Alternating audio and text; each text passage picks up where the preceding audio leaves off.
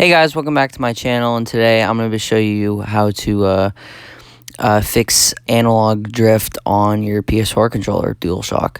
Hope you guys enjoy this. This is my first video on this channel. I am voiceovering right now because there's a lot of background noise when I was doing this. So what you want for this is a Phillips head screwdriver, a pair or like tweezers, and a pry tool. So basically you want to take out the 4 screws in the back. I'm an idiot when I was trying to do this, and I accidentally forgot a screw in. I thought I took it out, but I didn't because I put it down, did something else for a few minutes. So it took me a while when I was trying to pry open, and I realized, oh wait, there's another screw in it. So it's remotely easy, and yeah, so this basically what analog drift is when your analogs drift a little bit without even moving them. This is what this controller had, so I wanted to fix it, and also wanted to do it on camera for you guys to show you how it's done. Yeah, so we come back here, and we just took out the screws, or I took out the 3 screws. I didn't take out that last one like I just said. Yeah, but while I'm doing this, I just want to thank you guys for, well, I don't know, but this is my first video on my channel. I basically do, like, you know, iPhone repairs and stuff like that, and I sell stuff on eBay, and we see how much money we make in the end, and that's basically what we're doing, and a few projects coming up that I'm really excited about. And also, I'm going to show you guys, or in like a few weeks, I'm going to show you guys how to custom paint your PS4 controller. I just need to buy a new controller because I don't want to use one of the ones I have, which is recommended to buy a new controller. So, as you can see here, I'm trying to pry up the controller unsuccessfully, and I figure out what the problem is, and we come back to me opening it. So you want to unplug that right there, and you want to be careful opening it so you don't rip any of the cords. I've done that before. I'm pretty sure a lot of people do that. There's basically that back black thing. You want to unscrew that screw holding in the board, motherboard, whatever. There's a black cover on the back of the battery. You don't really have to remove that. I do anyways. There's a piece of adhesive on it that keep it sticking. So we're gonna go ahead and take that off here. And now you could unplug the touchpad from the motherboard, and or that's what I'm doing right now. I am taking out. That's something you don't have to do. I did it anyways. So yeah, we're taking it off right now.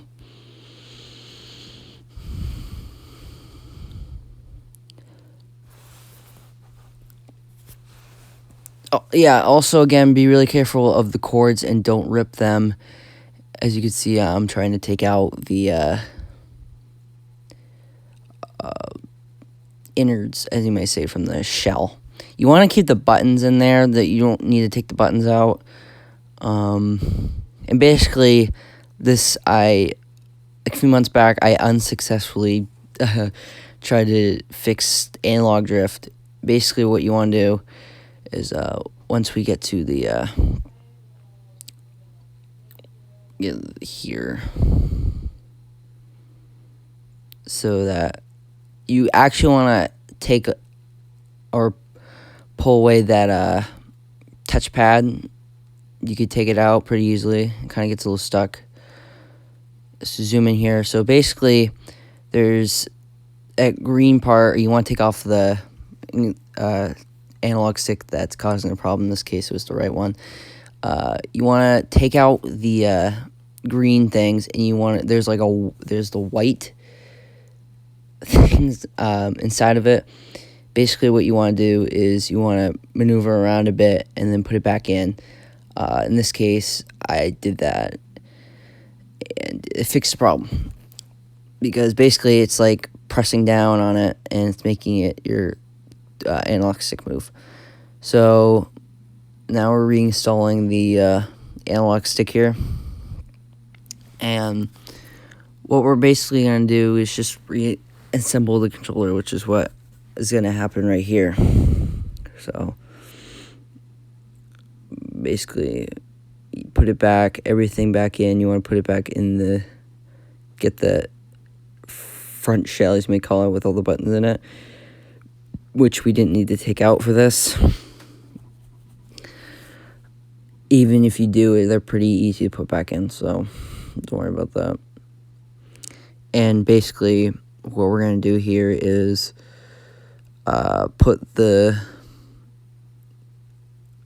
that back in. I don't really know the term for this stuff. And what I didn't do was I didn't take out the touchpad, so you kind of have to wrap it around. You have to put it in, but you got to make sure the wire doesn't go around. The wire just stays underneath the black plastic part that goes above the touchpad, you can see. And this is me putting it in right there, so you want it like that. And then basically what we're going to do is put the buttons back in. You want to make sure that they're in. You can put that in. The L1, R1, R2, R1 buttons here. Everything else connected to them. You want to make sure that thing is put down. This is like the second version of the DualShock 4, so like the first one will look a little different, but it's not that different. And so basically we're going to replug the, after we get that straightened out. There we go. And so we're going to plug back in the touchpad. Just push it in there. And then we're going to screw that motherboard back into the controller itself. Make sure it's nice and tight. Everything's in where it's supposed to be. And just screw that in.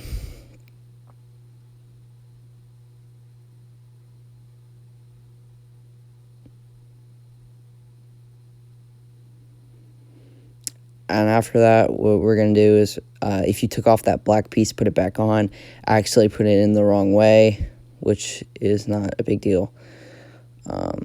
So you can see, I accidentally put it in the wrong way. I'm not an expert when it comes to this stuff. I mostly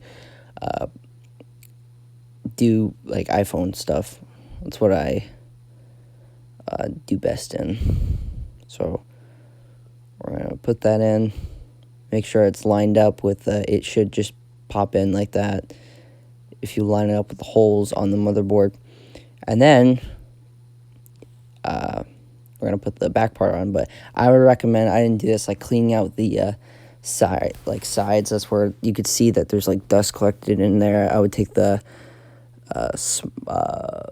pry tool that we had and just like clean it out. And what we're doing here is connecting it back to the motherboard. So, all in all, this repair is pretty easy and doesn't take. It took me like 10 minutes to do. It's pretty easy, especially if you know what you're doing. It accidentally popped out there. We're gonna put it back in. There we go, and we're just gonna put the controller back in, and you gotta put that underneath the plastic part right there. There we go. There we go. Oh, no. There we go. We got it in. So we're just going to put the 4 screws back in, make sure it's all tight. And I would recommend before screwing everything up that you turn on the controller and test it. Make sure that that analog drift is actually gone.